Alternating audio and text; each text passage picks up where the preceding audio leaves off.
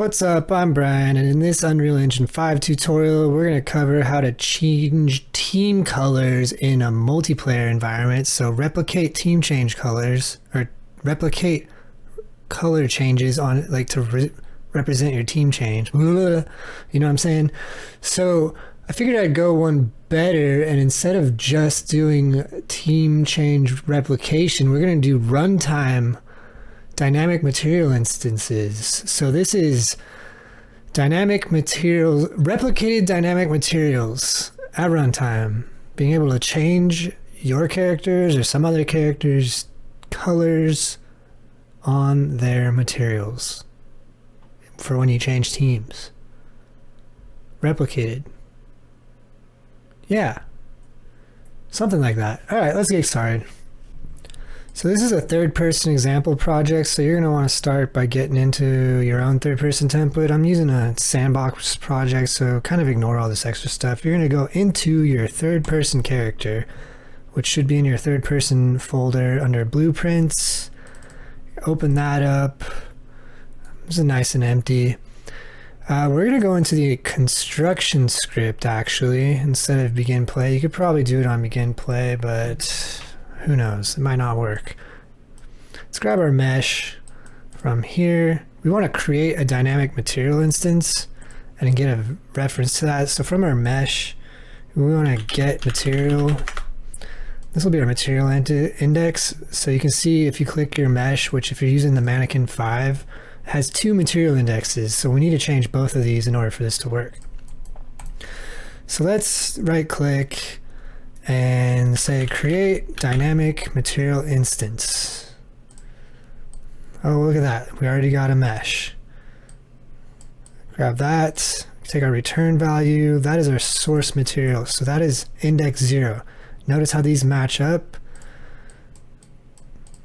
Let's grab both of this, copy and paste, drag that over here, switch this to 1. And this index to 1, oh, that's 10. 1. And again, if you look at your mesh, you can see there's 0 and 1, and this will be changing each of these materials corresponding materials. So let's promote these to a variable. We'll call this dynamic material underscore 1. Put that over here, and we'll do the same here. Call that dynamic material underscore 2. Boom, bow. Let's drop those down. It's kind of strange to see them up there. Move that. Alright, so that's a nice start, but it's not quite enough for what we want to do. We also want to set colors of these materials. So that's what we'll do next. So let's create some space between these two materials because we need to do a few things. So what we need to do is we need to set material of our mesh, because now that we have created this dynamic material instance, this is what we want to set our current material as. We're replacing it. We'll do the same thing over here. Since we have two of them, now there are two of them. Make sure you plug these in and always update these indexes to match, otherwise you'll have weird issues. Now that we're setting these materials, we can actually get these materials and set vector parameter values. Let's see if we can drag it from here. Set vector parameter value. Very cool, that'll work. Again, copy and paste, Control C, Control V. But now we need to know what value are we setting. Well, we're setting color, and so that value is tint. Plug this in, make sure that's there. And I know this because if we go into our Quinn material, you hit this little folder with the magnifying glass button and double click that. Whoa. You'll get this material. If you go into the parent material in Mannequin, double click the glass on there and open that. This is the actual material. Let's poke around. We're looking for the color. It's like if you see this, double click it. I'll bring it here. And here is the tint. That was a lot. There's a lot going on in this material. So if you do this, you can see that you can change this color and it'll change. Very cool, right? At least I think it is. Let's just undo that. Hold up. Just give my computer a second because it's doing a lot. Alright, so we want to change this tint vector parameter name. You can see that it's called tint. You can copy and paste this. You might not have this option if you're not using the mannequin, but use the same idea. So our parameter name is tint, and here is tint. And what do we want to do? We want to change this value. This value is the color. To change that, we're going to promote this to a variable. We're going to call this team color. Make sure you copy paste that over to the other side. I said copy and paste. Thank you. Move this up. So now we got this nice little variable, and when we change this variable, we want it to update. Thing is, we want this to update in multiplayer. So there's several ways to do this. One nice way to do this is to use the onRep notify variable, which I usually don't use except for something like this. This is like the perfect example of how to use it. If you go into replication, instead of doing replicated, where you would just set this variable, you're going to change it to rep notify. And rep notify will create onRep team color function. And this is where we're going to do our magic, which is really we're just going to update the color for each of these dynamic materials. Like here, we're going to say, okay, we want to set vector parameter value, and then we're going to do that. So make sure you take your team color variable here, plug this in, and for your material 2, do the same thing. I'm going to copy and paste these. Do you know that the guy who created copy and paste passed away this year? So thanks to that dude for saving people a lot of time. His contribution cannot be quantified. Okay, make sure you change this parameter name to tint. Boom, boom, boom, bow. So anytime, because it's an onRep notify, anytime this variable changes, this function will be called, and it'll update these team colors. So what we need to do now is actually update these team colors so that this this function gets called. That sounds kind of redundant, doesn't it? It sounds like it's a circular dependency or circular redundancy, but we'll see how this works. All right, so let's create a team variable inside of our third person character class. We'll just call it team. Let's make it a name. I used to always use strings, but lately I've been using the name type more because it seems to be more compatible with certain things we use. So that's kind of strange. So let's create a new function. First, let's create a begin play, actually. Oh, it's already there. Where is that? Let's drag this down to begin play so we're near it. There we go. Let's create a event, custom event. We're going to call it server. Should we set team or update team? Let's just say update team. And we're going to say this runs on server. So anytime this is called, we will update our thingy. Can we drag this in here? No, that would have been too convenient. Let's create a new variable here, and we'll call this a name. We'll call this a team. This is our input. We also want this to be replicated. Now that I'm looking at this, I'm thinking maybe we don't want this input since it's We'll just keep it there for now because we can just grab this. So why would we even want to use this in case we call it from somewhere else? Which we could set this. Anyway, we're getting ahead of ourselves. So let's do a switch on in name. Let's use this.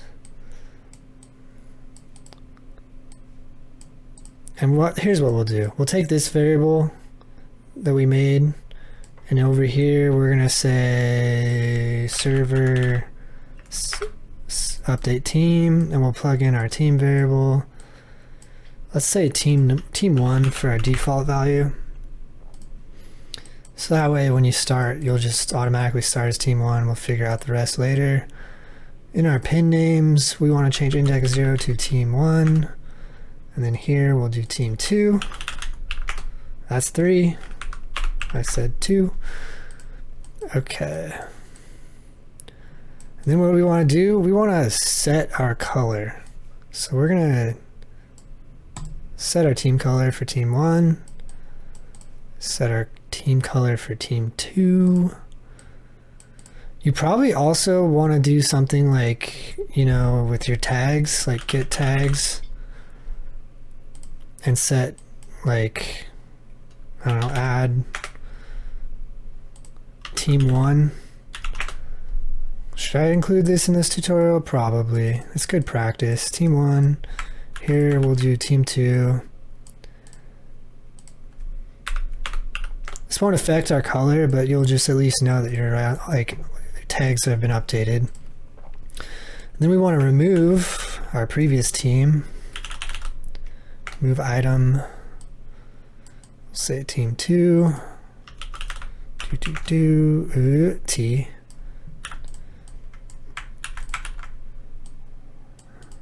And this one will be team 1. This way we can switch between teams whenever we want. Easy peasy, blend right in with both Democrats and Republicans. Because this is America. Anyway, politics out of the picture. We're doing team colors. Let's make this purple. No, let's do bright pink. No, let's go with hot pink. Sure. Hot pink. Team 2, we'll do like a green, bright lime greenish. You can do whatever color you want. And what else do we want to do? I think that's good. I think we're good there. So in the beginning, we'll say, let's just hit play. See what happens.